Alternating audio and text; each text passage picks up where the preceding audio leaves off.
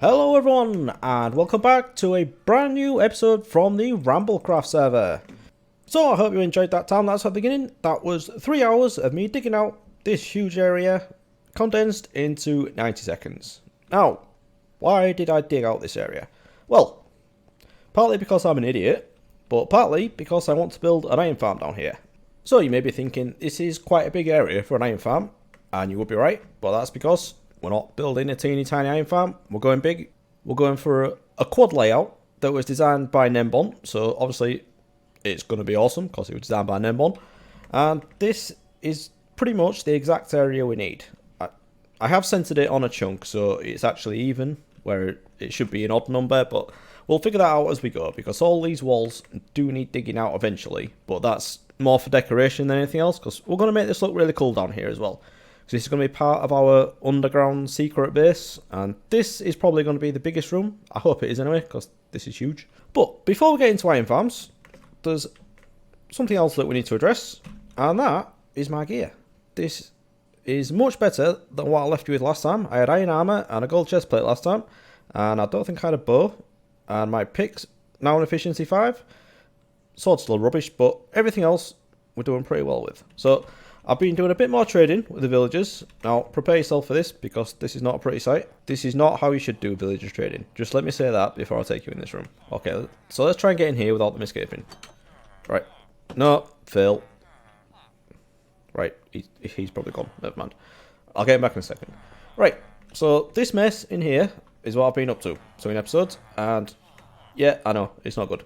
We've got a few without trades, and we're going to use those in a minute.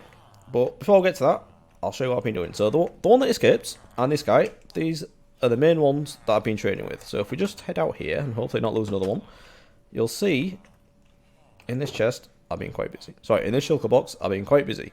So all of this is from trading stone, granite, and diorite with those two masons. Well, he's having a sleep. Right, you do you. I'm going to go back down here.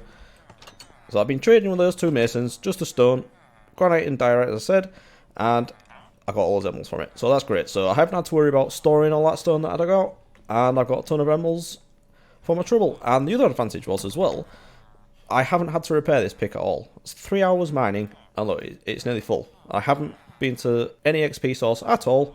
This is just from trading with villagers, so these guys are awesome. But today, I'm going to need 12 of them, because I'm building this quad iron farm, and each cell has 3 villagers, so I need 12 villagers. Ideally the ones I haven't traded with yet, because I will be continuing to trade with them. So I don't know how many I've got any. I think I've got 4 or 5, maybe one more without trade. So what I'm going to do, I'm going to grab 2 of them, and we're going to go set up a quick villager breeder.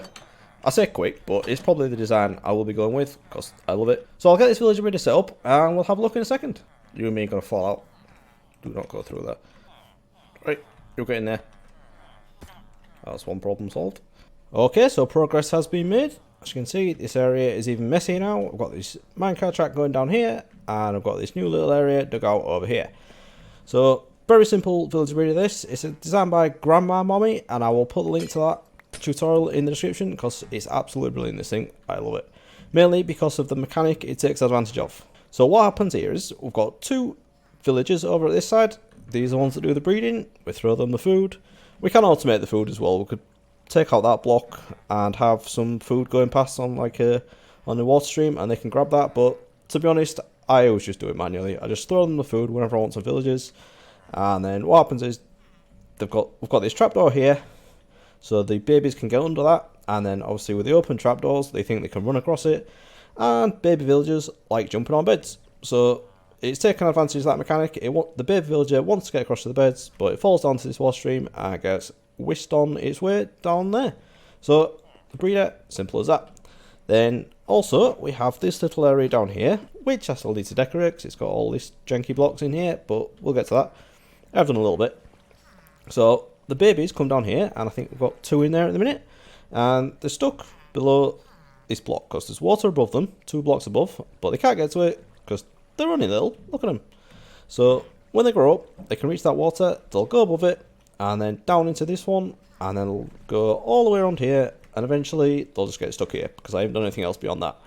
But this goes towards the room that I've dug out, and this is where the iron farm's going to be, so this is perfect. So what I'll probably do is extend the water streams rather than using minecarts, because getting them out of the minecarts into these cells could be quite tricky. So I'll probably do it with water streams and get them where they need to be, and that should be good. But I wanted to get this part done first. It's going to take a bit of time for those villagers to breed and to grow up as well, so I wanted to get that done first. While that's happening, I can get on building this farm. So I guess there's no time like the present. I'm going to jump into another time lapse and get this thing built up.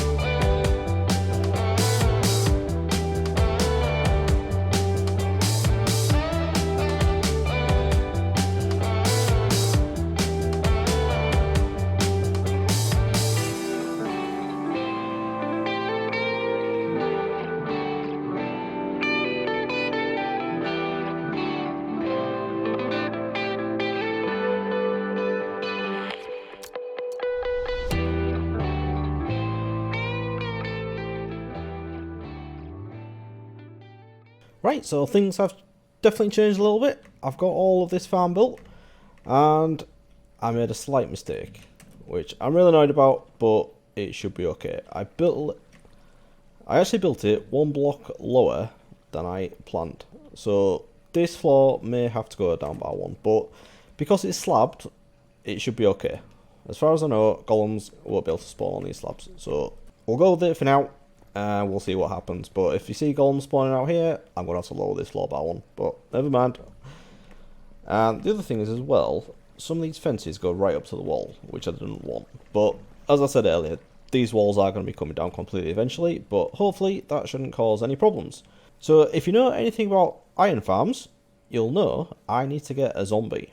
And luckily, while I was digging out this area, two of them just appeared down here, and they were both holding items, which is fantastic. So this will stop them despawning. I could have used a name tag, but this is the cheaper way of doing it. If you just throw an item at a zombie, not all zombies can pick items up, but the ones that can won't despawn if they're holding something. So this guy, I need to get up onto this rail in the middle, because what we're doing, we've got this rail going around, and then there's water in the corner, and what that does, that times how long the zombie stays around each set of villages, and it scares them just long enough for a golem to spawn, and then it'll move on to the next lot. Golem will spawn there, then it'll move on to the next one, etc. As far as the building goes, is it all I need to do is get the zombie in there, and then the villagers, I need to get 3 villagers into each of these cells, so that's 12 villagers in total, which could be fun. Moving villagers and zombies, never a fun task, but we'll give it a go, and hopefully we'll start to see some golem spawning. But I suppose what we should do now is have a look at this breeder and see if we've got any villagers coming through. Okay, so they're just down here, and this is looking promising. I can see feet. So I've got 1, 2, 3, 4, 5, 6, 7, and there's another baby there. So we've got 8 so far, which is good. But if we take the first 6, we can get 2 of them working at least. That can be spawning golems anyway at half speed until we get the rest of the villagers. I think the first thing I should do, I'll try and get this zombie in. So let's have a go at that right now. Right, I somehow managed to get both of these into my carts. So now it's just a case of building a track and getting them on top and stop hitting me. That should have been the hard bit. Famous last words. Right, things are happening. Let's try and get this guy in here. Right, go. No, power. Let's go. Get up there. Right. Hopefully it'll be on there now. It looks like he's going around. Yes, I think it worked. Brilliant.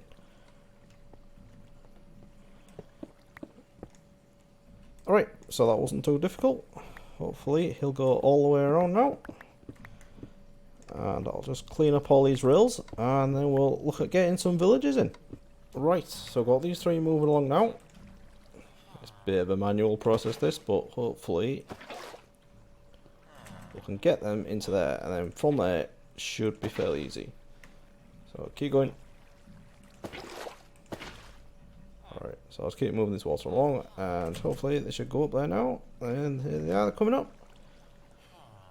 And once we've got those three in, we just need to push the water along a bit more. And then they should just drop down where we need them to be. That's not what I wanted to do, was it? Oh, that's bad. That's bad. I've waterlogged that slab. Oh, I didn't want to do that. Right. No, that's not what I want either. Come on. Right, push them that way. Get in there.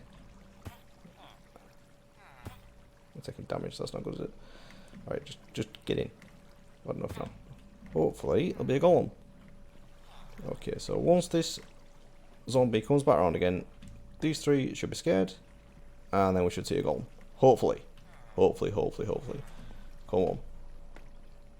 And I have no way of killing it yet. Right, I have got a few extra blocks up there though, so maybe they're spawning in the wrong place, or that's blocking them. So if we get rid of all this junk up here, we'll have a look what's going on after that. Well, there we go. We've got our first golem. He spawned in the wrong place, but we've got him anyway. So I think the problem was that I built it this floor, or I built it too low, so the floor is going to need to be raised out, which I'm fine with that. At least I know this thing is going to work. So I need to dispose of this guy humanely, and then hopefully we should have this working. Well, quarter of it anyway. Okay, so as you can see, I've been busy. It is now 2 days later for me. I haven't had a lot of chance to record, but I have done a little bit of work. So the obvious thing is, I've got all of the villages in now. There's 3 villages in each of these cells, and they are all producing iron golems. So we have got a crazy amount of iron. I haven't been recording much, but in a way, that's a good thing, because it's given me the chance to go AFK and stock up on some iron. So we'll have a look at that in a minute. But the other thing I've done is... Okay, Enderman. The other thing I've done is I've dug out all of this all the way around, because it was up at this height. So I just dug it down to this level, and what I'm going to do, we're going to have a walkway 1 block higher, so it's going to like this level. And I'm thinking cyan terracotta with a grey concrete border. And then obviously we need to make all the walls and the ceiling a lot prettier as well. But for now, we're just going for function, and this is definitely functioning. So let's go have a look at what this thing's been producing. So this is the underbelly. This is not going to stay like this. I have 4 killing areas, and each of those just have 4 hoppers going into a chest. And we are getting tons of iron from this stuff. So I've only emptied this out not so long ago, and I've already got 3.5 stacks in there, and it should be the same in all of the others. Yeah, about the same. So I won't grab any at the minute. I'll just show you what I've got. So I am going to put all these into water streams eventually, and we'll have 1 collection area. But I want to get my... I think we have a new contestant. There we go. How you doing, friend? How's life treating you? Oh, I've got another guy up here as well. This thing is brilliant. I love it. Let's see if we've got any more. Yeah, there we go. There's another one. And they should be going this way now. Do we get one over here?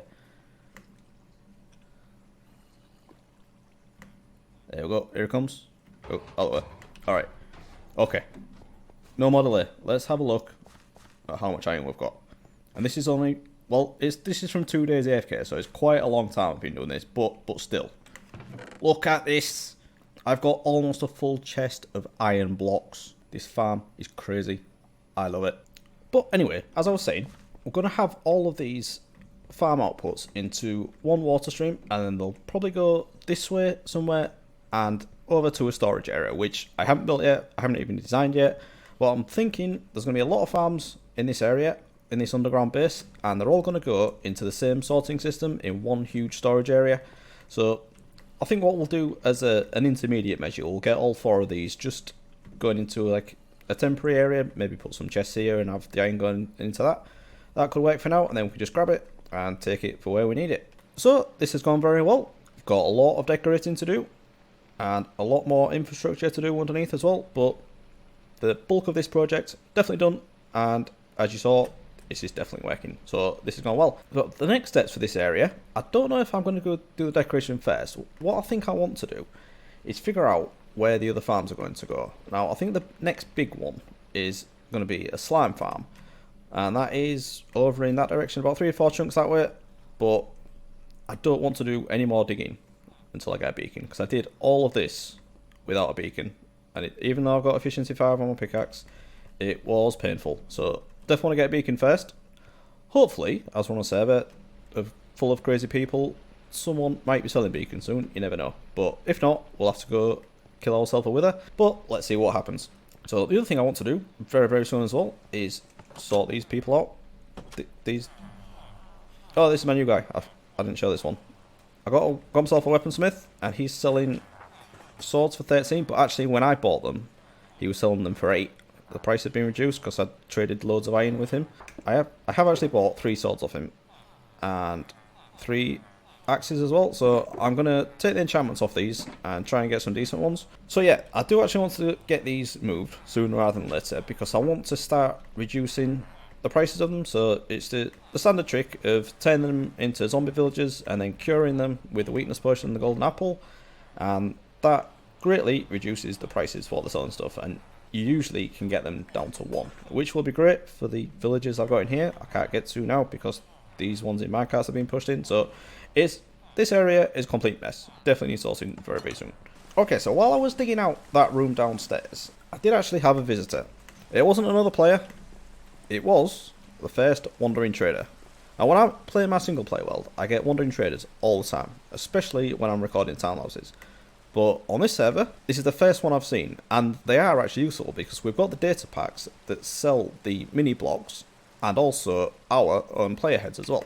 So I found this guy, and I have got my first 3 player heads. So I've got Beastly, Dev, and Idoggles. So this is the start of my collection, and I'm definitely going to have a room to have all these displayed. But for now, this is what I've got, and I managed to get all of these mini blocks as well. So this is a very good start. There's a lot more to do, but I think that's a good little side quest for playing on this world. So I think the next obvious step from this is I'm going to need to make a shop. And what shall I sell? Maybe poppies, I don't know. Come on next time, and we'll see what I decide. But unfortunately, I am actually going to have to end the episode there because this has been very, very grindy. It's taken me a long time. But if you have enjoyed this episode, please do leave a like and subscribe if you want to see more. And I will see you again next time. Thanks for watching, everyone. Bye bye.